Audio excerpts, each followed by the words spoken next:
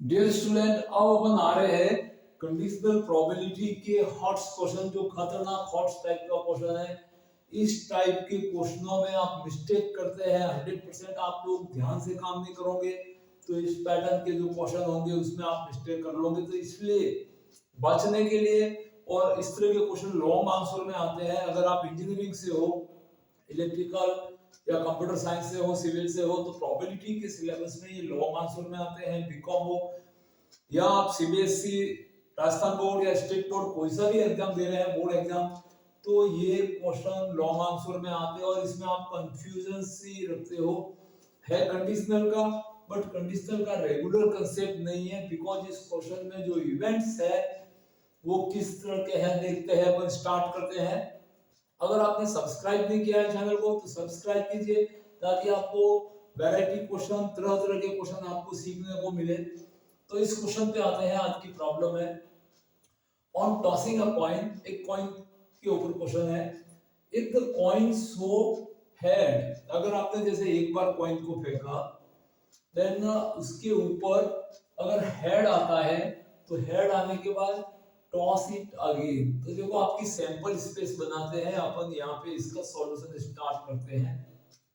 Sample space में दो तरह की स्थितियां है कि पहला बार आपने क्या किया है, एक कॉइन को फेंका है। तो कॉइन को जैसे आपने अ कॉइन टॉस, तो यहां से दो तरह की स्थितियां निकल के आ रही है। प्रोबेबिलिटी या डिस्ट्रीब्यूशन जो है वो सही से डिस्ट्रीब्यूट नहीं है, मतलब इक्वली नहीं है। तो अलग पैटर्न की जो प्रोबेबिलिटी है यहाँ पे ऑक्योर हो रही है। तो हम देखते हैं, आपने कॉइन को फेंका और अगर हेड आया तो हेड के साथ में वापस क्या कर रहे हैं, टॉस इट अगेन। अब पहली बार में हेड आया आपके पास तो कॉइन को आपने वापस फेंका है। दैट मींस दूसरी बार में आपके पास हेड के साथ हेड भी आ सकता है। पहली बार हेड आया है, दूसरी बार आपके पास में टेल भी आ सकता है। तो दो इवेंट्स तो ये बनते हैं। मतलब क्वेश्चन कह रहा है कि आपने कॉइन फेंका, हेड आया, तो आपको उसी कॉइन को वापस फेंकना है। तो हेड आया, आपने हेड को फेंका तो वापस कॉइन को फेंका तो हेड आ सकता है और टेल भी आ सकता है। अगर फर्स्ट ट्रायल में आपके पास टेल आया तो यहां आके वापस ये क्या कर रहा है, जो घटनाक्रम है उसको चेंज कर रहा है। इफ इट शो टेल, पहली बार में आपके टेल आया, then a dice is thrown, तो फिर एक डाइस को फेंका जा रहा है। देखिए यहाँ पे चेंज हो जाती है प्रोबेबिलिटी। बिकॉज जब डाइस को फेंकते हैं तो डाइस के ऊपर आप जानते हैं 6 डिजिट होते हैं और प्रत्येक की ऑकरेंस की प्रोबेबिलिटी 1/6 होती है। जबकि कॉइन के ऊपर प्रत्येक की जो प्रोबेबिलिटी रहती है वो 1/2 रहती है। हेड आना या टेल आना 1/2 प्रोबेबिलिटी रखता है, जबकि डाइस के ऊपर कोई सा भी डिजिट आना 1/6 रखता है। तो प्रोबेबिलिटियां अलग अलग डिस्ट्रीब्यूट है, अलग अलग तरह की है। तो इसलिए इस क्वेश्चन को अलग से दिया जा रहा है कि ऐसे क्वेश्चन लॉन्ग आंसर में आते हैं या फिर कंपटीशन में आपको पजल करने वाले क्वेश्चन होते हैं, तो इनको ध्यान से करते हैं।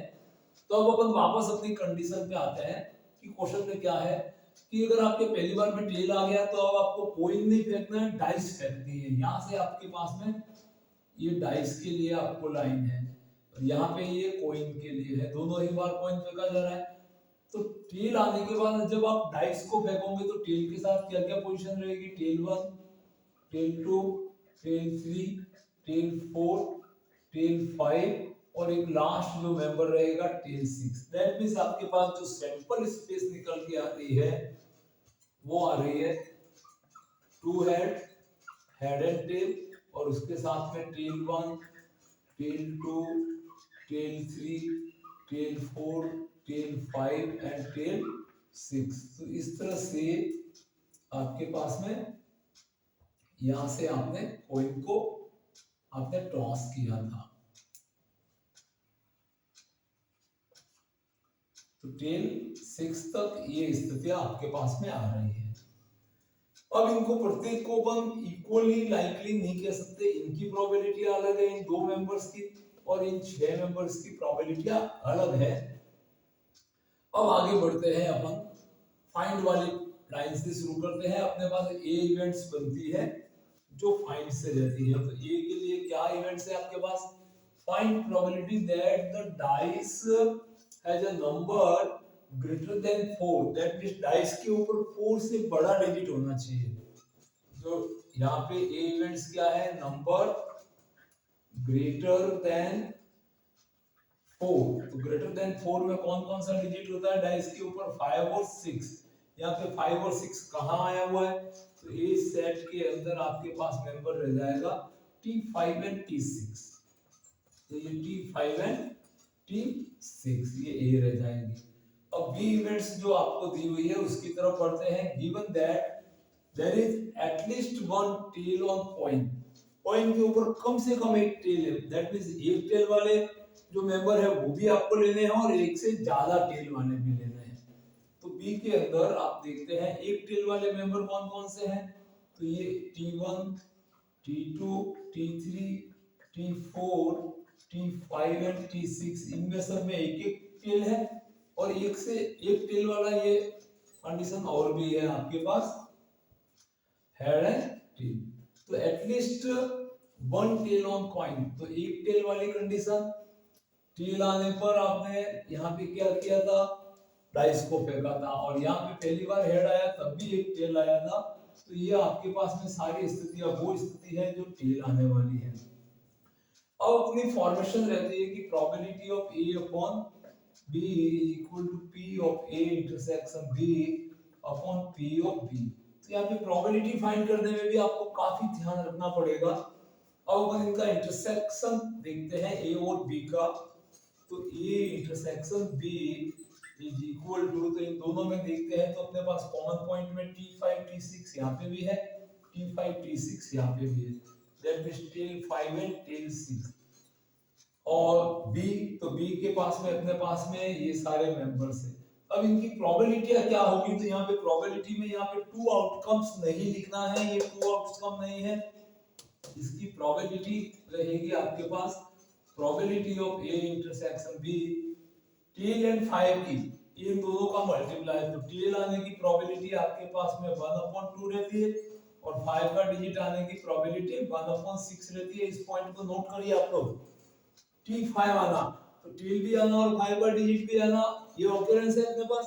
तो टेल आने की प्रोबेबिलिटी 1/2 है मल्टीप्लाई 5 का डिजिट आने की 1/6 है, प्लस वापस टेल आना, तो टेल आने की प्रोबेबिलिटी 1/2 एंड 1/6 से जो रेगुलर क्वेश्चन करते हैं जिसमें अपन कॉमन में दो मेंबर होते हैं तो 2 अपन लिखते हैं, वो कब, जब इक्वली लाइकली इवेंट्स होती है, मतलब उनकी प्रत्येक जो इवेंट्स होती है इसके अंदर ईच रिजल्ट की प्रोबेबिलिटी इक्वल होती है, तब अपन सीधा डायरेक्ट मेंबर को काउंट करते हैं। बट यहाँ पे मेंबर काउंट नहीं होंगे, इनकी इंडिविजुअल प्रोबेबिलिटियां आएंगी। तो यहाँ से 1/12 प्लस 1/12 तो is equal to 1/12 plus 1/12 is equal to 2/12, that means आपके पास ए इंटरसेक्शन बी की प्रोबेबिलिटी 1/6 रहेगी। अब आपको फाइंड करनी है प्रोबेबिलिटी ऑफ बी, तो प्रोबेबिलिटी ऑफ बी की तरफ अपन बढ़ते हैं।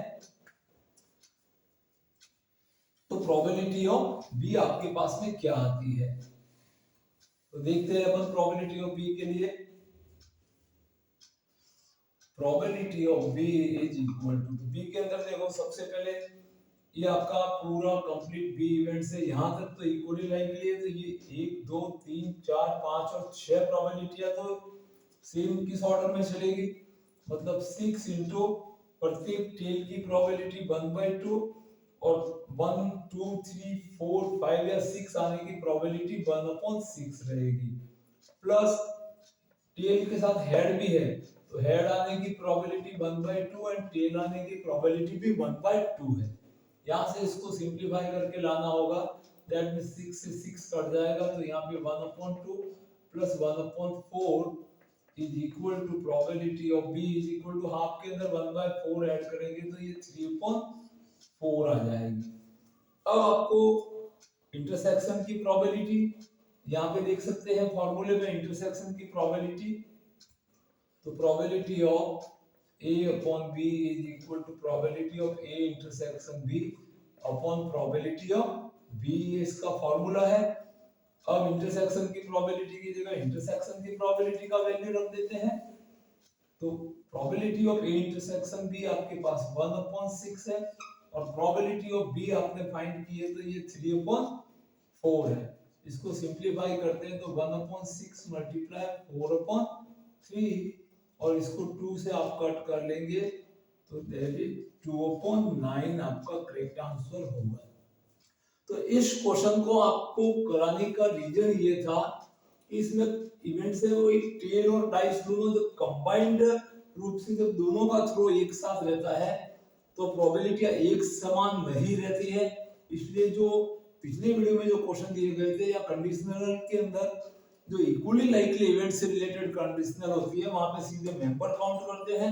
यहाँ पे अपन ने ए कॉमन बी में यहाँ पे 2 आउटकम्स नहीं लिखा, 2 की जगह अपन ने ए कॉमन बी में टेल और 5 आने की प्रोबेबिलिटी को अलग अलग जो है उनको अलग अलग ही करना पड़ेगा, क्योंकि टेल आना हेड आना और किसी डिजिट का डाइस पर शो होना सब डिफरेंट थिंग्स। तो इस रीजन से इस क्वेश्चन को खतरनाक हॉट नंबर 1 में डाला हुआ है कि इससे रिलेटेड इससे मिलते जुलते जितने भी क्वेश्चन आते हैं जहां इवेंट्स आपके जो प्रोबेबिलिटी है इक्वली लाइकली या इक्वली डिस्ट्रीब्यूट नहीं है तो वहां पे आपको रेगुलर क्वेश्चन का जो सॉल्यूशन करते हैं उस पैटर्न को छोड़ना है और फॉर्मूला वही रहेगा, जो तरीका प्रोसेस है वो सही रहेगा, लेकिन आपको प्रोबेबिलिटी काउंट ध्यान से करनी है। तो बने रहिए हमारे चैनल के ऊपर इस तरह के अच्छे अनोखे खतरनाक हॉट क्वेश्चन देखने के लिए। सब्सक्राइब नहीं किया तो सब्सक्राइब कीजिए और अपने फ्रेंड में शेयर कीजिए। Thank you watching this video.